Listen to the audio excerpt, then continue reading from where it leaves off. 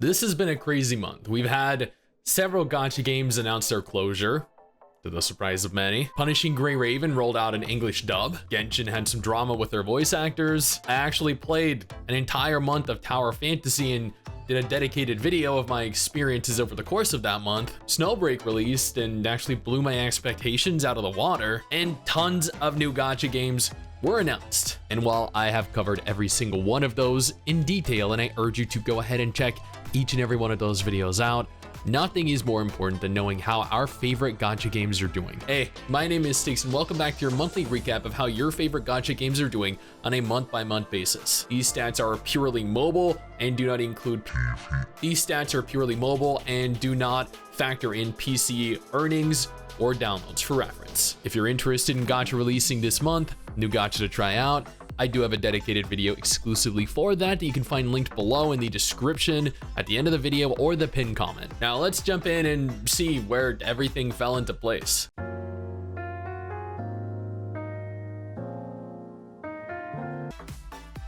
Coming in at number 1 is Honkai Star Rail for yet another consecutive month, totaling 1.8 million new downloads and $65 million globally. This is down from last month's 94 million reported global total, but combining China and PC earnings, we're looking at significantly more than $150 million and several million new downloads. This is an absolutely crazy number and completely eclipsing every single other gacha game in this list. In the 3 months that Honkai Star Rail has been online, it has accumulated almost $1 billion in total revenue and tens of millions of downloads, making it the fastest growing gacha game in the history of, well, the entire genre.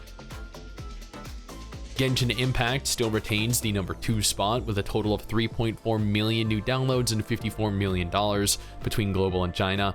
These numbers are very similar to last month's stats, and this makes sense because people are waiting for Fontaine's release, and judging by the trailer that we all just watched, it is going to be big, and it is coming very soon. This will probably allow for Genshin to retake the number 1 spot from Honkai Star Rail, but I'm sure Kafka will have something to say about that.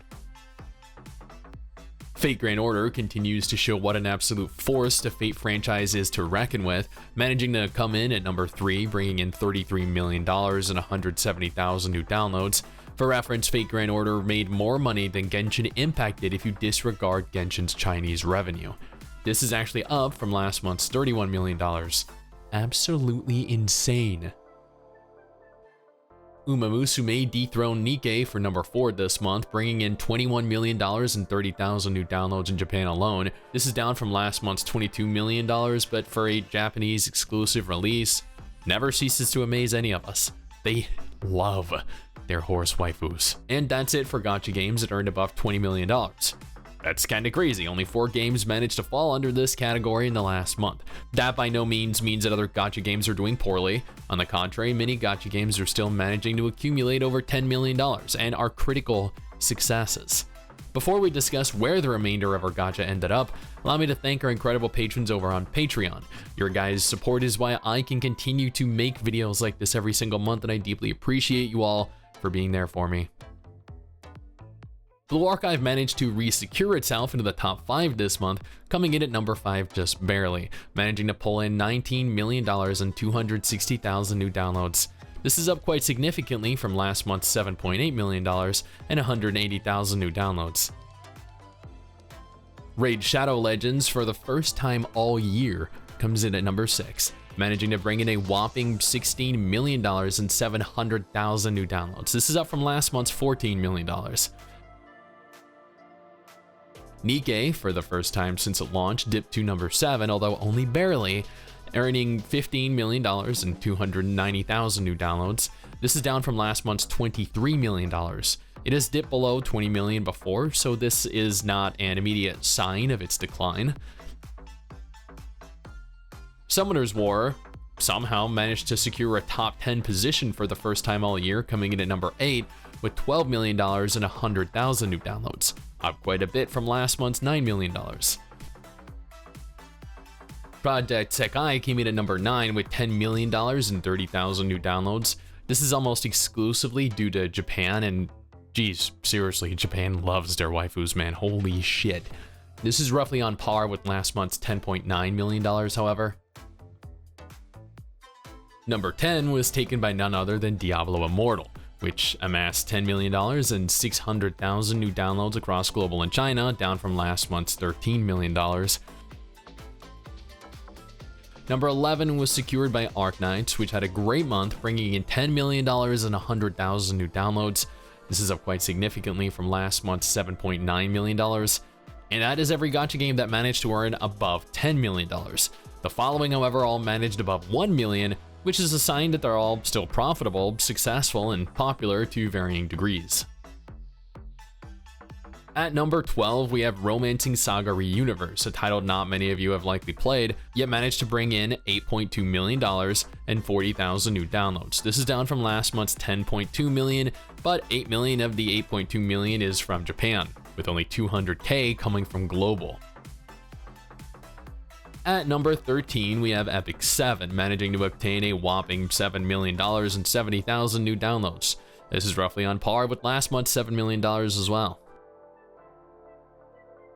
Coming in at number 14, we have Memento Mori, bringing in $5 million and 50,000 new downloads. This was on par with last month's $5 million. The 7 Deadly Sins Grand Cross took the number 15 spot with $4.5 million and 300,000 new downloads. This is admittedly down from last month's $7.5 million. At number 16, we have a new title, Brown Dust 2. This is one of the more fun gacha games that I've played this year, so I believe personally that it is well deserved, bringing in $4 million and 400,000 new downloads. This is up from the previous month's $2 million. Heaven Burns Red has secured the number 17 spot, bringing in a total of 20,000 new downloads and $4 million. This is down from last month's $7 million and is the lowest it has ever been.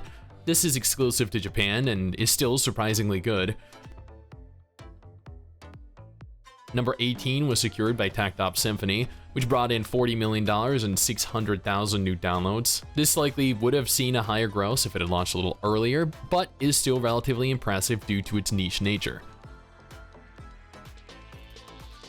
Dragon Quest Champions comes in at number 19 with $3.9 million and 60,000 new downloads.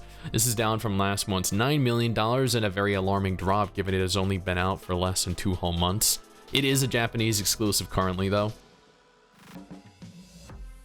And finally, coming in at number 20 is Azur Lane with $3 million and 40,000 new downloads, down from last month's $5.5 million, but by no means a small amount. And that makes up the top 20 gacha games in terms of downloads and earnings for the last month. I'm sure that there are some of you that are surprised, almost as surprised as I am with a few of the games listed here today. Honkai's Star Rail absolutely destroyed every single gacha game this month, surprising absolutely nobody except for maybe the group of haters.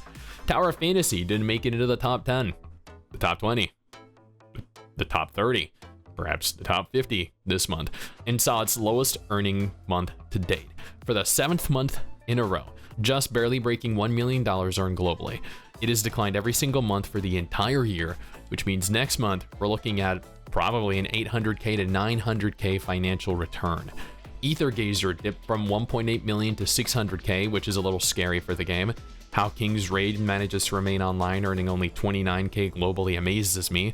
Eversoul saw a nice increase to over $1 million for the 2nd month in a row, which is a good sign.